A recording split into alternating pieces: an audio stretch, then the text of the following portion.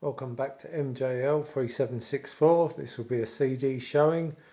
I've had a request to show some FTD CDs. This is what I have at the moment. As of April 2025, they're on 222 FTD releases. So I have about 80 here, so I've fallen well behind. Unfortunately, as most fans know, FTD came out in 1999 and it was originally just a collector's label. You could only get it from the fan club, which was fine by me. I was in the fan club and everything was going okay, but of course the financial side of it took over and then you could buy them anywhere. And now with the advent of eBay and Amazon, you can pick up FTDs fairly easily now. But unfortunately, they come out in 1999. I would have loved FTD to have come out about 10-15 years earlier, in the mid-80s. In the mid-80s, the well had run dry. There was hardly any new Elvis material being issued, and I had to go elsewhere, look to the unauthorised stuff, and I bought plenty of that on CD in the mid-80s. In the 1990s, 1999, when they first come out, I had a mortgage and a family, etc. And money wasn't as easy to get hold of as it was when I was young. But I did love the series when it first came out. It was just up my street. I couldn't believe we were getting something like this, and I championed it well into for the next few years. It was only about 2004, 2005 when I started to think, hold on, sort of played this game before, we'll go into that later. But I wish I could support them a bit more.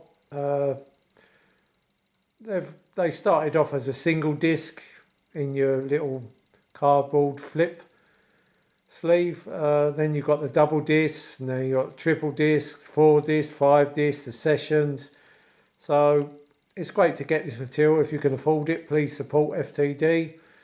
But once you let them go, they're quite expensive on the second-hand market to get hold of. So hopefully I'll be able to backtrack and get a few of the ones that I missed, the essential ones, which I call essential. I'd love to own them all, but unfortunately nowadays it's just not possible.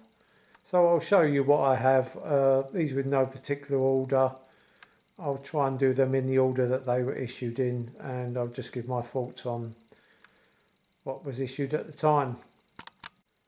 The first 3 FTDs issued in 1999 look like this.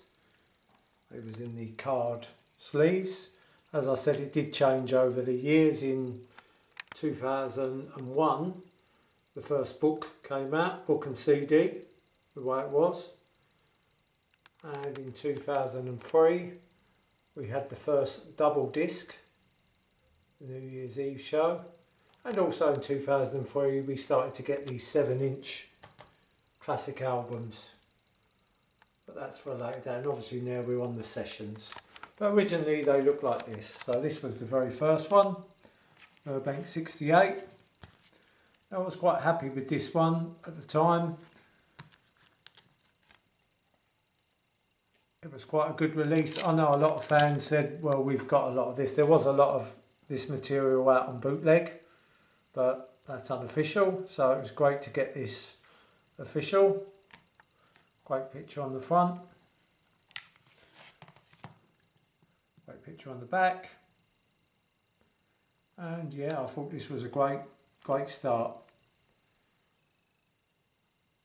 to the FTD series. That was CD1. CD2, out in Hollywood, 22 great songs. Got 2 copies of this. If I could afford them, I would always buy 2 copies. Not to sell, just to keep. And to prove that I didn't sell them, I used to open both of them as well. Because someone once accused me of keeping them sealed up as though I was going to sell them. I don't sell Elvis, I've said that enough times on this channel. I buy Elvis. So there's 2 copies of that out in Hollywood. I do like the movies, So yeah, very happy to get this one. There was only one track issued on this one, that was Little Egypt. The rest was all unissued takes. So yeah, I loved this one. This was great as well. Spin Out, an alternative, a Spin Out alternative from Mexico, Edge of Reality. Yeah, great. Great CD, this one.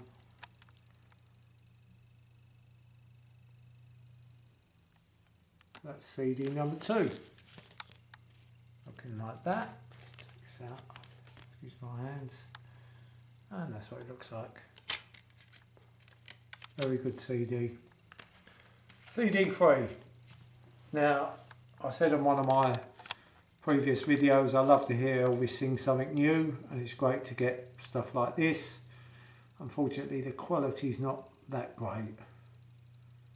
And of course there's a lot of clattering around and people trying to sing over Elvis, and yeah, I'll be honest, this is not one of my most played FTDs. This is probably my least played. But it was good to have. It's good to hear Elvis sing, you know, number 8 and stuff like that we'd never had before, so it's great. It's great to hear him sing some new songs. 500 Miles is a good one on here also. Number 8, they're probably my favourites. This looks like that. And the backside looks like that. And this was issued in 1999, along with this one actually. That was issued in 1999 as well. That wasn't an FTD, more of the home recordings. Again, same situation really. Good to hear Elvis sing some new songs.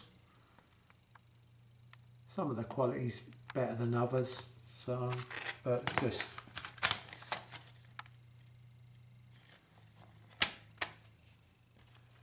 not my favourite, but still a good release. CDs 4 to 8 were issued originally in the year 2000. This was CD 4, which is the Jungle Room Sessions, which apparently is one of the most popular FTDs. Picture of the Jungle Room there, or the Den. CD looks like that. The famous picture of the RCA mobile. That's at Graceland.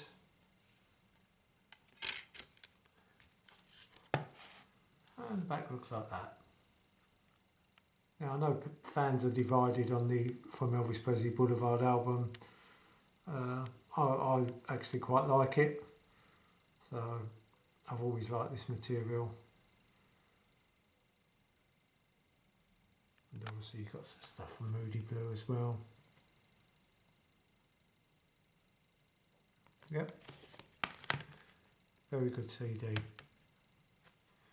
Next one up, Long Lonely Highway. Believe it or not, that's one of my favourite Elvis songs, Long Lonely Highway. I could listen to that every day, love it. This is a very good release, obviously Nashville, 60 to 68.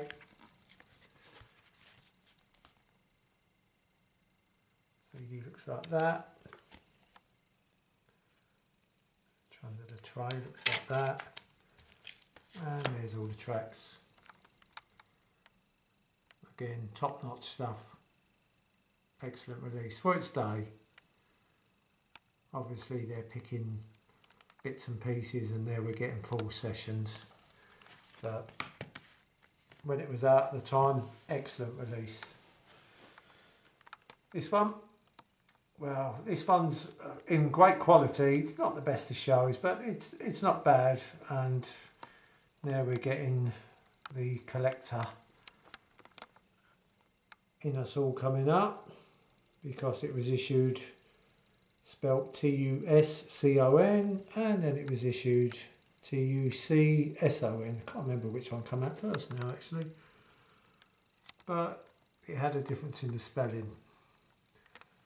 So you can be cynical and say they did it on purpose, because later on with Wild in the Country and Girl Happy we were getting, well, I thought there were problems which shouldn't have existed really, but I let this one go. I did buy both, so I had the variant, but it's in great quality. Well, I thought for a soundboard, some of the soundboards sound a bit duff to me, but this one sounds fine. And of course you've got Elvis singing Danny Boy live, which at the time was absolutely fantastic to hear that. Show you the track listing. And there it is.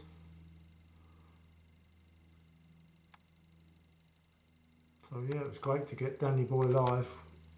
At the time in 2000, I did not know he'd recorded that live. So you never know what's out there sometimes.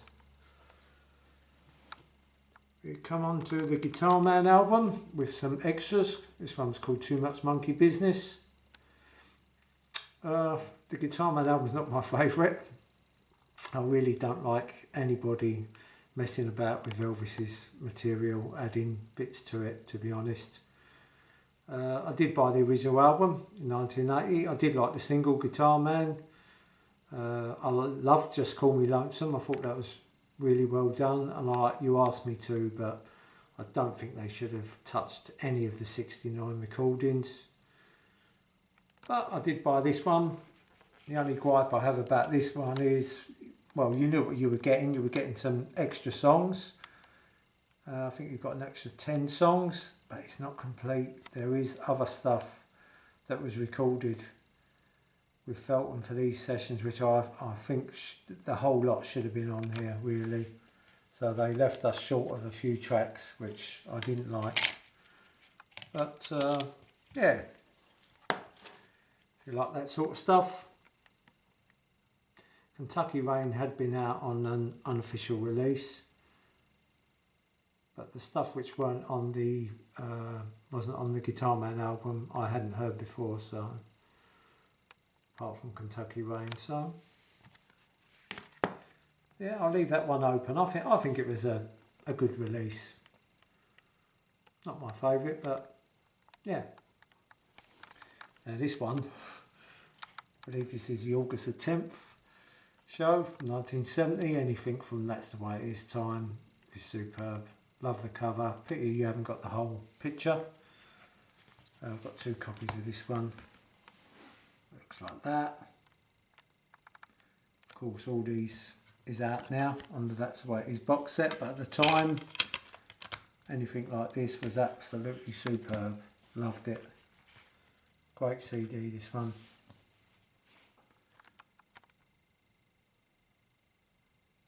And that's the tracks. Excellent. There was no less than 7 CDs issued by FTD in the year 2001. We'll look at them in part 2 of this video. I've just actually had a quick look through all these CDs, and it looks like the first FTD I missed was the book and CD flashback. It's a great book and CD. I probably just didn't buy it because the books and CDs were a bit more expensive. And the first CD I am missing is issue number 47, which was Tickle Me, which at the time myself and a few other fans said it's not really a movie soundtrack, and that stuff will probably be covered on the Elvis's Back, Something for Everybody, etc. albums. So I didn't buy it, and of course it is one of the most sought after FTDs at the moment. You pay quite a lot of money to try and pick that one up now. So you live and you learn. So thank you for watching, and just remember till next time, while there's music, life's no waste.